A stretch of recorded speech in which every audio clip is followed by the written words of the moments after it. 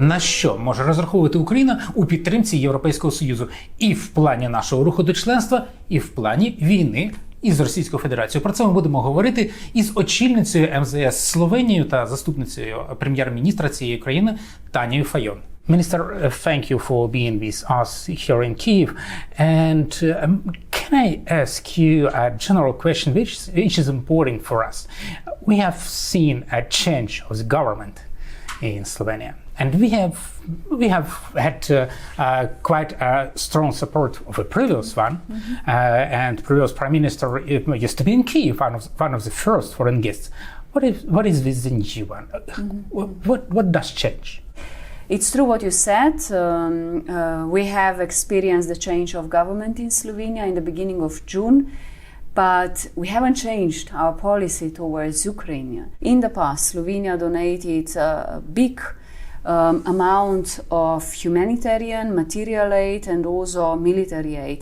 And we are now exploring what else and what is necessary still, because we are preparing as a new government a new package of aid for Ukraine. This is one thing. So you can count on us as friends, as allies. You are fighting for freedom in Ukraine, but you are fighting not only for Ukraine, but for freedom of Europe. That is why we also strongly supported the candidate status of Ukraine and the European clear perspective. And here I also offered today to all my interlocutors and my host, the foreign minister, that if we can be of any help also in this process of European reforms, we are glad to offer our expertise. Let's focus step by step. You said that you expect to have some proposals or expectations of Ukrainian side on military support, but you do know what we need. And you know that tanks that were promised are still stuck somewhere. What with them? I would correct you. We have really a new government, and we are discussing. We didn't have anything on the table when we took over the government. So we had one decision from the past which were carried out during our mandate. That was delivery of some armed vehicles recently to Ukraine. And we suffer with you and we admire your courage and your ability and desire to fight. And as long as Ukraine will need the military equipment and will wish to fight, which we completely understand, then Europe has to stand united behind it. Just a second. Я лише хочу вам нагадати, що ви можете лайкнути це відео, а також питати нас у коментарях. Не лишайте наш канал без уваги. What do you see as a final result, let's say, of the war? So what can end the war? First of all, what I see is that people suffer. And that every week of war or every month of war brings new victims, also innocent civilians. Of course, everyone would like to see that the war stops and that the political process replaces the military action. When that happens, I don't think anyone has an answer today. I today heard very interesting thinking of optimistic, realistic and pessimistic scenario. With the optimistic scenario, everyone would like to see war stopping as soon as possible. But do you see that the war should stop or Ukraine should win? I see that the war should stop. I hear that Ukraine needs to win this war.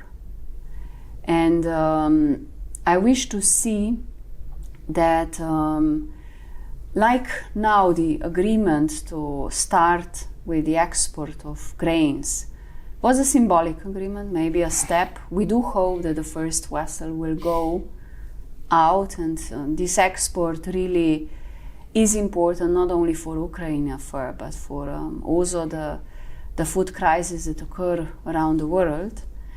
But it was a maybe symbolic but important step that some sort of negotiations are possible. I don't say now, as long as I think that in terms when Ukraine side will decide when is the proper time to sit at the table and start negotiating, then is the proper time. Okay, when it is feasible to start negotiations with the EU membership negotiations? First of all, I very much welcome that Ukraine got a candidate status. It was a very strong symbolic and political message that you are part of Europe and you have a clear European perspective. When you start the accession talks, depends on you. Depends on Ukraine.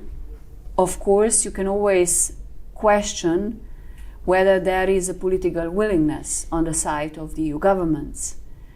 Today there is a high willingness to support and help Ukraine. It's really the process that can last long, but if there is willingness and commitment, then I can be sure it can be also very fast, which you experience with getting the candidate status. Correct me if I get it wrong, but do you mean that now, currently on the EU side, if conditions are fulfilled, there is a readiness to start negotiations? But I think first you have also a list of things that you have to deliver, at least first steps on judiciary and other necessary reforms you have to prove before you can make another step. And this is a normal process that is based on its own merits of your country. That's our job also as journalists, as civil activists, to push our government for them Absolutely. to... But once it is done, do you see that... if it's done and if it's recognized,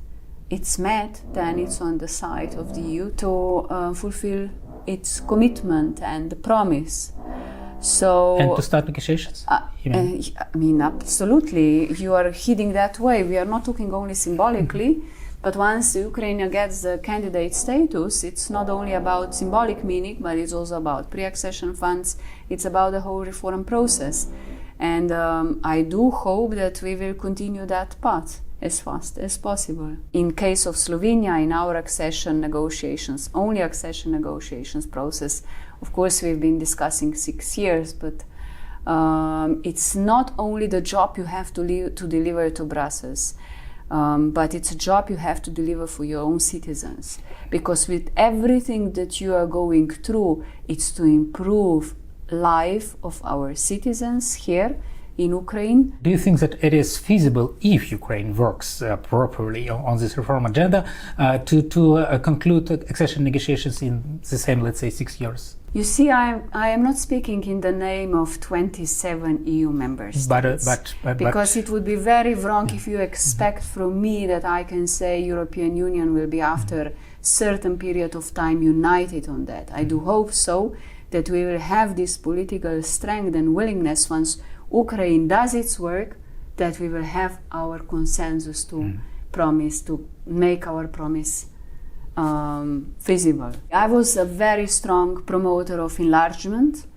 In the past, for the last 20-30 years, I am working hard on enlargement of the European Union. It was on the Western Balkans. I was also facilitating visa processes in your countries and also in the neighborhood. So I'm certainly the one that will keep on pushing that we bring Europe together, united, and make it strong, because we have really serious global challenges around us and we need each other. Maybe even more now, when we have a war, when we have security threats, we have other energy, climate, name it, migration challenges. We have to be united and strong as Europe. Thank you very much for that interview, and thank you for supporting Ukraine in these hard times. Thank you very much.